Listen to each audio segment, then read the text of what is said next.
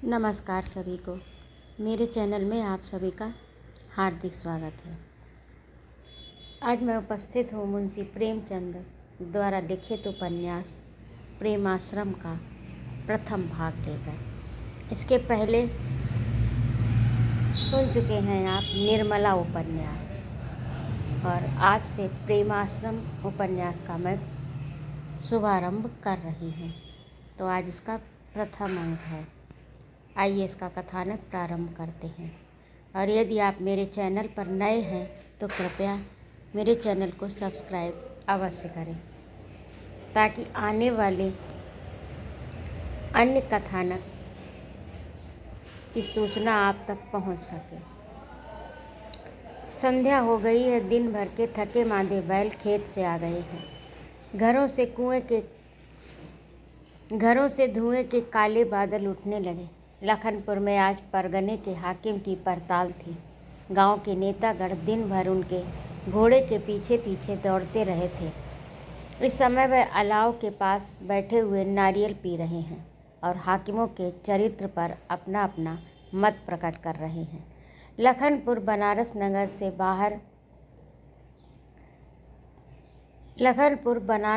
से 12 मील पर उत्तर की ओर एक बड़ा गांव है। यहाँ अधिकांश कुर्मी और ठाकुरों की बस्ती है। 2-4 अन्य जातियों के भी हैं।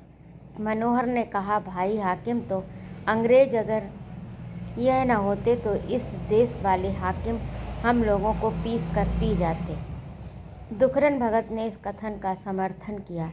जैसे उनका अकवाल है वैसा ही नारायण ने स्वभाव भी दिया है। न्याय करना यही जानते हैं, दूध का दूध और पानी का पानी। घूस रिश्वत से कुछ भी मतलब नहीं। आज छोटे साहब को देखो, मुंह अंधेरे घोड़े पर सवार हो गए और दिन भर पड़ताल की। तहसीलदार, पेशकार, कानूनगो एक भी उनके साथ नहीं पहुंचता था।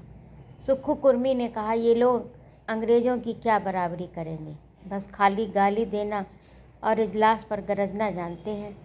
घर से तो निकलते ही नहीं। जो कुछ चपरासी या पटवारी ने कह दिया वही मान गए। दिन भर पड़े पड़े आलसी हो जाते हैं। मनोहर, सुनते हैं अंग्रेज लोग घी नहीं खाते। सुक्खू, घी क्यों नहीं खाते? बिना घी दूध के इतना बूता कहाँ से आएगा? वह मशक्क़त करते हैं, इसी से उन्हें घी दूध पच जाता है। हमारे देसी हाकिम खाते तो बहुत हैं, पर खाट पर पड़े रहते हैं, इसी से इनका पेट बढ़ जाता है। दुकरन भगत, तहसीलदार साहब तो ऐसे मालूम होते हैं जैसे कोल्हू। अभी पहले आए थे तो कैसे दुबले पतले थे, लेकिन 2 ही साल में उन्हें न जाने कहाँ से मोटाई लग गई। सुक्खू, रिश्वत का पैसा देह फुला देता है। मनोहर, ये कहने की बात है। तहसीलदार 1 पैसा भी नहीं लेते। सुक्खू, बिना हराम की कौड़ी खाए देह फूल ही नहीं सकती भैया। मनोहर ने हंसकर कहा, पटवारी की देह क्यों नहीं फूल जाती? चुचके आम बने हुए हैं। सुक्खू, पटवारी सैकड़ों हजार की गठरी थोड़े ही उड़ाता है। जब बहुत दाव पेच किया तो 2-4 रुपए मिल गए। उसकी तनख्वाह तो कानूनगो लेते हैं। इसी छीन झपट पर निर्वाह करता है तो देह कहाँ से फूलेगी? तकावी में देखा नहीं, तहसीलदार साहब ने हजारों पर हाथ फेर दिया। दुखरन कहते हैं कि विद्या से आदमी की बुद्धि ठीक हो जाती है, पर यहाँ उल्टा ही देखने में आता है। ये हाकिम और अमले तो पढ़े लिखे विद्वान होते हैं, लेकिन किसी को दया धर्म का विचार नहीं होता। सुक्खू, जब देश के अभाग आते हैं तो सभी बातें उल्टी हो जाती हैं। जब बीमार के मरने के दिन आते हैं तो औषधि भी अवगुण करती है। मनोहर, हम ही लोग तो रिश्वत लेकर उनकी आदत बिगाड़ देते हैं। हम ही लोग तो रिश्वत देकर उनकी आदत बिगाड़ देते हैं।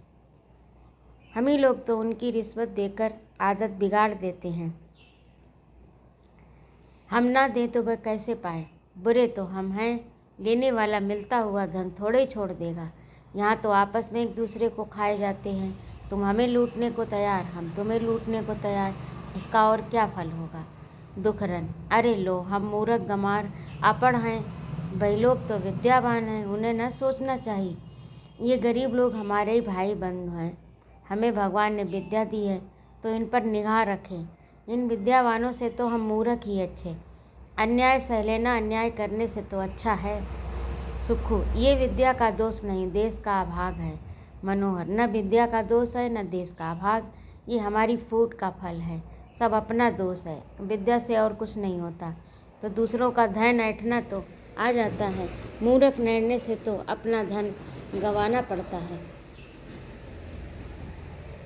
सुखू, हाँ, तुमने ये ठीक कहा कि विद्या से दूसरों का धन लेना आ जाता है।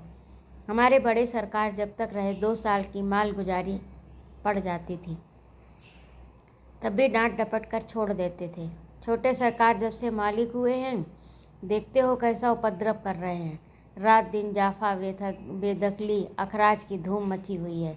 दुकरन कारिंदा साहब कल कहते थे, अब की इस गांव की बारी है, देखो क्या होता है। मनोहर, होगा क्या? तुम हमारे खेत चढ़ोगे, हम तुम्हारे खेत चढ़ेंगे। छोटे सरकार की चांदी होगी। सरकार की आंखें तो तब खुलती जब कोई किसी के खेत पर दांव न लगाता। सब कौल कर लेते, लेकिन यहाँ ये कहाँ होने वाला। सबसे पहले तो सुक्खू महतो दौड़ेंगे। सुक्खू कौन कहे मनोहर न दौड़ेंगे? मनोहर, मुझसे चाहे गंगा जली उठवा लो, मैं खेत पर न जाऊंगा। मैं जाऊंगा कैसे? कुछ घर में पूंजी भी तो हो। अभी रब्बी में महीनों की देर है। घर में अनाज का दाना नहीं। गुड़ 100 रुपये से कुछ ऊपर ही हुआ है, लेकिन बैल बैठाऊ हो गया। 150 लगेंगे तब कहीं एक बैल आएगा। दुखरन, क्या जाने क्या हो गया कि अब खेती में बरकत ही नहीं रही। 5 बीघे रब्बी बोई थी, लेकिन 10 मन की भी आशा नहीं। और गुड़ का तो तुम जानते हो जो हाल हुआ। कोल्हाड़े में ही बिसेवर साहब ने तौल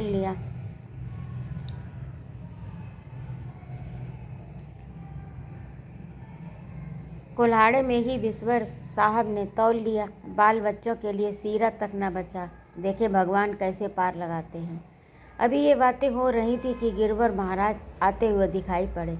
लंबा डील था, भारी भरा हुआ बदन, तनी हुई छाती, सिर पर एक पगड़ी, बदन पर एक चुस्त मिर्जई छोटा सा लठ कंधे पर रखे हुए थे।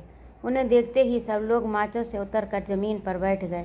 ये महाशय जमींदार के चपरासी थे। जवान से सबके दोस्त, दिल से सबके दुश्मन थे। जमींदार के सामने जमींदार किसी कहते, आसामियों के सामने आसामियों से। इसीलिए उनके पीठ पीछे लोग चाहे उनकी कितनी भी बुराई करें, मुंह पर कोई कुछ न कहता था। सुखू ने कहा, कहो महाराज किधर से? गिरधर ने इस ढंग से कहा मानो ये जीवन से असंतुष्ट हैं। किधर से बताएं, ज्ञान बाबू के मारे नाको दम है। अब हुक्म हुआ है कि आसामियों को घी के लिए रुपए दे दो। रुपए शेर का भाव कटेगा। दिन भर दौड़ते हो गया। मनोहर, कितने का घी मिला? गिरधर, अभी तो खाली रुपया बांट रहे हैं। बड़े सरकार की बरसी होने वाली है, उसी की तैयारी है। आज कोई 50 रुपये बांटे हैं। मनोहर, लेकिन बाजार भाव तो 10 छटाक का है। गिरधर भाई, हम तो हुक्म के गुलाम हैं। बाजार में छटाक भर बिके, हमको तो शेर भर लेने का हुक्म है। इस गांव में भी 50 रुपये देने हैं। बोलो सुक्खू, मैं तो कितना लेते हो? सुक्खू ने सिर नीचा करके कहा, जितना चाहो दे दो। तुम्हारी ज़मीन में बसे हैं, भाग के कहाँ जाएंगे? गिरधर, तुम बड़े आसामी हो, भला 10 रुपये तो लो। और दुखरन भगत तुम्हें कितना दें?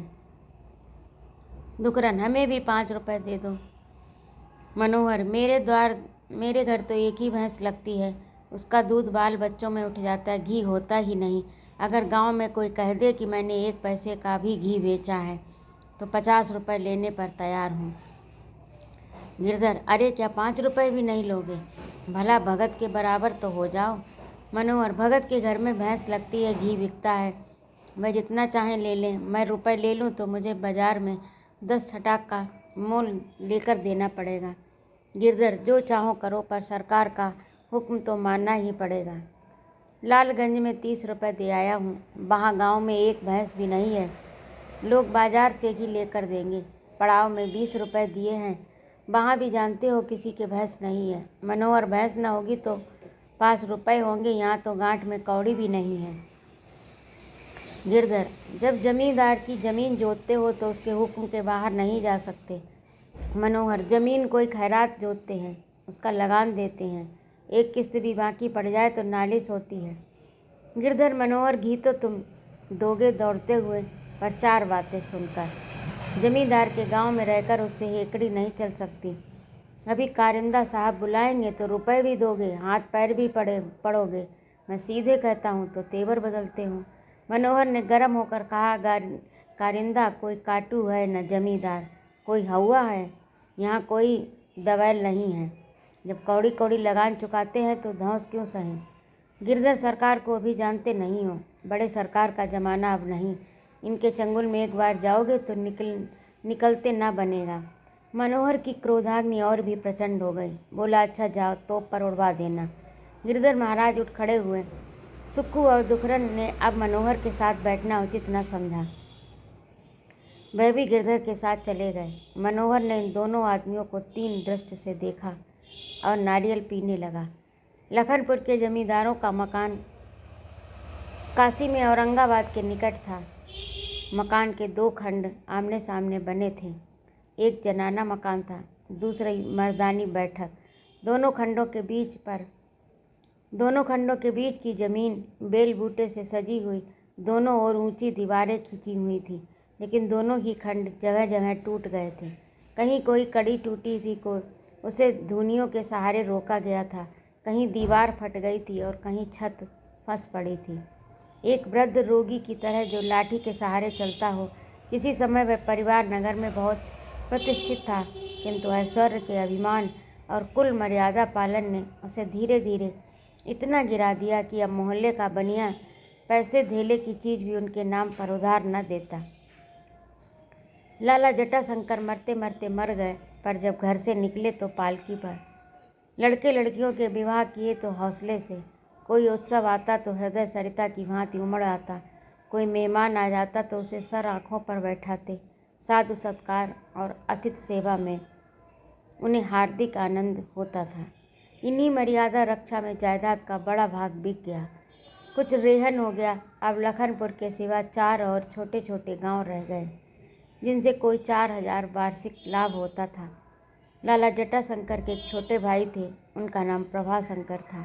यही सिहा और सफ़ेद के मालिक थे। बड़े लाला साहब को अपनी भागवत और गीता से परम अनुराग था। घर का प्रबंध छोटे भाई के हाथों में था। दोनों भाइयों में इतना प्रेम था कि उनके बीच में कभी कटु बाकियों की नौबत ना आई। स्त्रियों में तो तू में होती थी, किंतु भाइयों पर इसका असर ना पड़ता था। प्रभाशंकर स्वयं कितना ही कष्ट उठाए, अपने भाई से कभी भूल कर शिकायत न करते थे। जटाशंकर भी उनके किसी काम में हस्तक्षेप न करते। लाला जटाशंकर का 1 साल पूर्व देहांत हो गया। उनकी स्त्री उनके पहले ही मर चुकी थी। उनके 2 पुत्र थे, प्रेम शंकर, ज्ञान शंकर। दोनों के विवाह हो चुके थे। प्रेम शंकर 4-5 वर्षों से लापता थे। उनकी पत्नी श्रद्धा घर में पड़ी उनके नाम को रोया करती थी।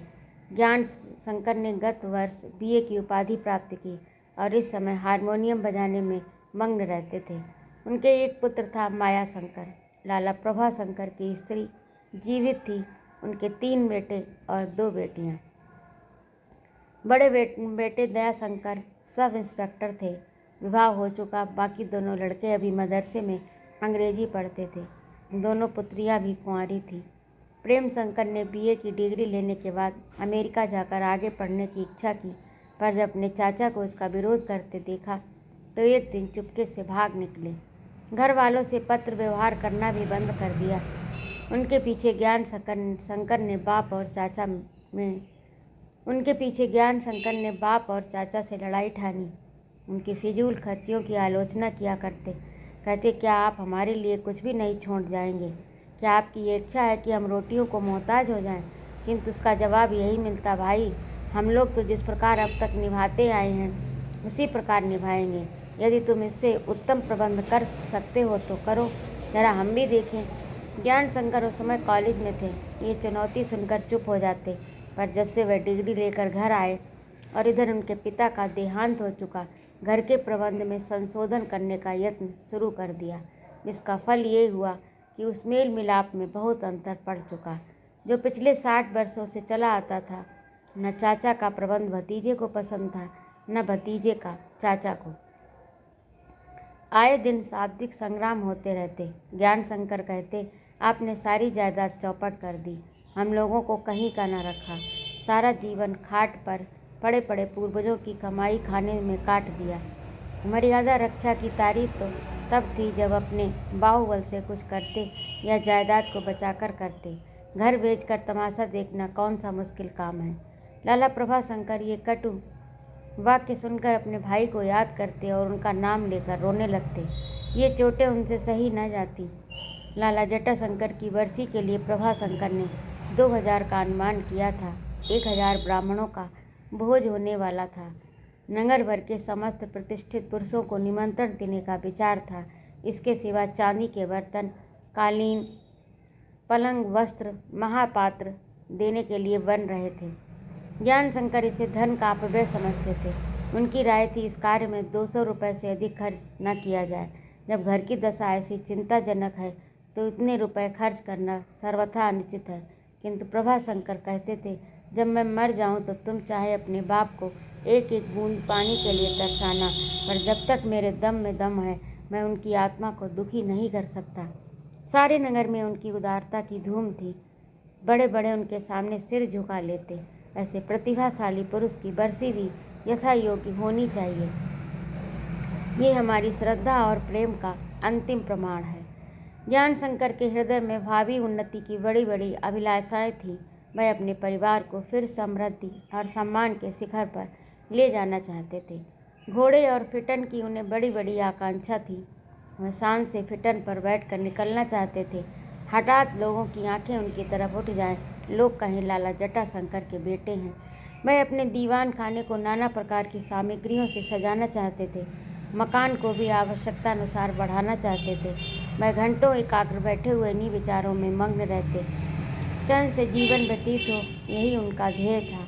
वर्तमान दशा में मितव्ययिता के सिवा उन्हें कोई दूसरा उपाय न सूझता। कोई छोटी मोटी नौकरी करने में वह अपमान समझते थे। वकालत में उन्हें अरुचि थी और उच्चाधिकारियों का द्वार उनके लिए बंद था। उनका घराना शहर में चाहे कितना भी सम्मानित हो, पर देश विधाताओं की दृष्टि में उसे वह गौरव प्राप्त न था जो उच्चाधिकार सिद्धि का अनुष्ठान है। लाला जटाशंकर तो विरक्त ही थे। प्रभाशंकर केवल जिलाधीशों की कृपा दृष्टि को अपने के लिए काफ़ी समझते थे। इसका फल जो कुछ हो सकता था वह उन्हें मिल चुका। उनके बड़े बेटे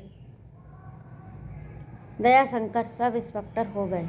ज्ञान शंकर कभी कभी इस अकर्मण्यता के लिए अपने चाचा से उलझा करते थे। आपने अपना सारा जीवन नष्ट कर दिया, लाखों की जायदाद भोग विलास में उड़ा दी, सदा आतिथ्य सत्कार मर्यादा रक्षा पर जान देते रहे।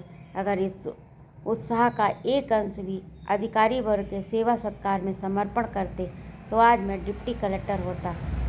खाने वाले खा खा कर चल दिए, अब उन्हें याद भी नहीं रहा आपने कभी उन्हें खिलाया था या नहीं।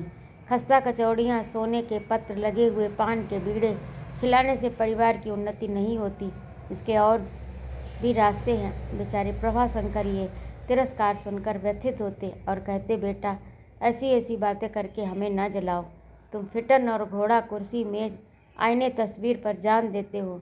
तुम चाहते हो कि हम अच्छे से अच्छा खाएं, अच्छे से अच्छा पहने, लेकिन खाने पहनने से दूसरों को क्या सुख होगा?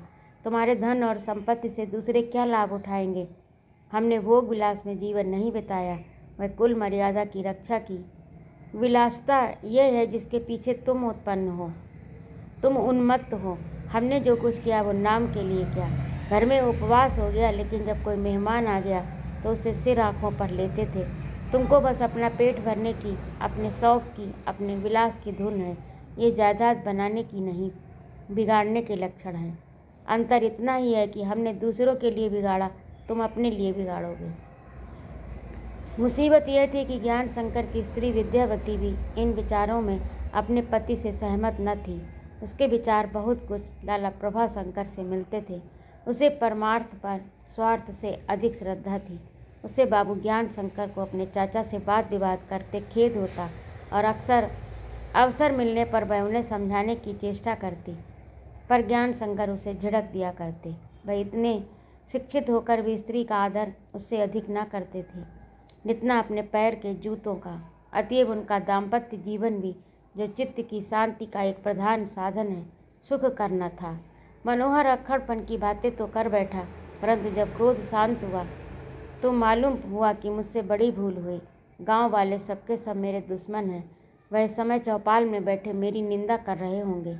कारिंदा न जाने कौन सा उपद्रव मचाए। बेचारे दुर्जन को बात की बात में मटिया मेट कर दिया। फिर मुझे बिगाड़ते क्या देर लगती है। मैं अपनी जवान से लाचार हूँ। कितना ही उसे बस में रखना चाहता हूँ, पर नहीं रख सकता। यही होता कि जहाँ सब लेना देना, वहाँ 10 रुपये और जाते, नक्कू तो ना बनता। लेकिन इन विचारों ने एक क्षण में फिर पलटा खाया। मनुष्य जिस काम को हृदय से बुरा नहीं समझता, उसके कुपरिणाम का भय एक और गौरवपूर्ण धैर्य की शरण लिया करता है। मनोहर अब इस विचार से अपने को शांति देने लगा। मैं बिगड़ जाऊंगा तो बला से, पर किसी की धौंस तो न सहूँगा। किसी के सामने सिर तो नहीं नीचा करना है। जमींदार भी देख लें, गांव में सबके सब भाड़ ही नहीं हैं। अगर कोई मामला खड़ा किया तो अदालत में हाकिम के सामने सारा भंडा फोड़ दूंगा। जो कुछ होगा देखा जाएगा। इस उधेड़बन में वह भोजन करने लगा। चौके में एक मिट्टी के तेल का चिराग जल रहा था, किंतु छत में धुआं इतना भरा था कि उसका प्रकाश मंद पड़ गया। उसकी स्त्री विलासी ने एक पीतल की थाली में बथुए की भाजी, जौ की कई मोटी मोटी रोटियां परसती। मनोहर इस भांति रोटियां तोड़ तोड़ मुंह में रखता जैसे कोई दवा खा रहा हो। इतनी ही रुचि से वह घास भी खाता। विलासी ने पूछा, क्या साग अच्छा नहीं है, गुड़ दूं? मनोहर, नहीं, साग तो अच्छा है। विलासी, क्या भूख नहीं? मनोहर, भूख क्यों नहीं, खा तो रहा हूँ। विलासी, खाते तो नहीं हो, जैसे औंग रहे हो। किसी से कुछ कहा सुनी तो नहीं हुई? मनोहर, नहीं, कहा सुनी किससे होती। इतने में एक युवक कोठरी में आकर खड़ा हो गया। उसका शरीर खूब गठीला हष्ट पुष्ट था, छाती चौड़ी और भरी थी, आंखों में तेज झलक रहा था। उसके गले में सोने का यंत्र था, दाहिने बाह में चांदी का एक अनंत। ये मनोहर का पुत्र बलराज था। विलास, कहाँ घूम रहे हो? आओ खा लो, थाली परसूं? बलराज ने धुएं से आंख मलते हुए कहा, काहे दादा, आज गिरधर महाराज तुमसे क्यों बिगड़ रहे थे? लोग कहते हैं कि बहुत लाल पीले हो रहे थे। मनोहर, कुछ नहीं, तुमसे कौन कहता था? बलराज, सभी लोग तो कह रहे हैं। तुमसे घी मांगते थे, तुमने कहा मेरे पास घी नहीं है, बस इसी पर तन गए। मनोहर, अरे तो कोई झगड़ा थोड़े हुआ। गिरधर महाराज ने कहा तुम्हें घी देना पड़ेगा। हमने कह दिया जब घी हो जाएगा तब दे देंगे। अभी तो नहीं है, इसमें भला बिगड़ने की कौन सी बात? बलराज, झगड़ने की बात क्यों नहीं? कोई हमसे क्यों घी मांगे? किसी का दिया खाते हैं, किसी के घर मांगने जाते हैं, अपना तो एक पैसा नहीं छोड़ते, तो हम क्यों धौंस सहें?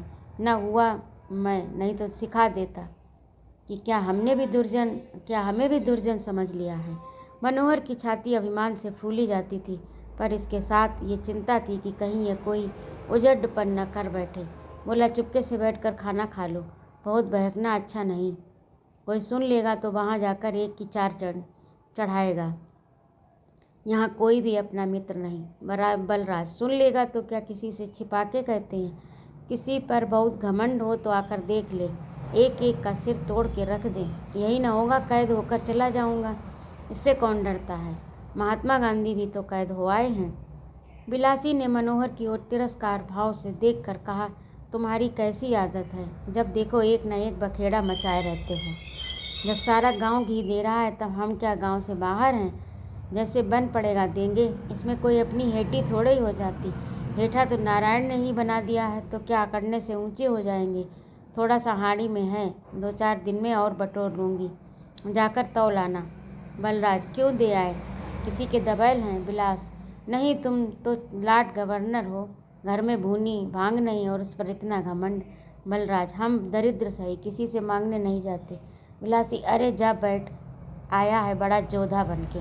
ऊँट जब तक पहाड़ पर नहीं चढ़ता तब तक समझता है मुझसे ऊंचा और कौन होगा। जमींदार से बैर कर गांव में रहना सहज नहीं। मनोहर से, सुनते हो महापुरुष, कल कारिंदा के पास जाके कह सुनाओ। मनोहर, मैं तो नहीं जाऊंगा। बिलासी, क्यों? मनोहर, क्यों क्या, अपनी खुशी है, जाएं क्या? अपने ऊपर तालियां लगवाएं। बिलासी, अच्छा तो मुझे जाने दोगे? मनोहर, तुम्हें भी नहीं जाने दूंगा। कारिंदा हमारा कर ही क्या सकता, बहुत करेगा अपना सिकमी खेत छोड़ लेगा, ना दो हल चलेंगे एक ही सही। यद्यपि मनोहर बढ़ चढ़कर बातें कर रहा था, पर वास्तव में उसका इनकार अपरास्त तर्क के समान था। यदि बिना दूसरों की दृष्टि में अपमान उठाए बिगड़ा हुआ खेल बन जाए तो उसे कोई आपत्ति नहीं थी। वह स्वयं क्षमा प्रार्थना करने में अपनी हेठी समझता था। एक बार तनकर फिर झुकना उसके लिए बड़ी लज्जा की बात थी। बलराज की उदंडता उसे शांत करने में हानि के भय से भी अधिक सफल हुई। तो ये था आज का भाग। आपको कैसा लगा कमेंट करके अवश्य बताइएगा।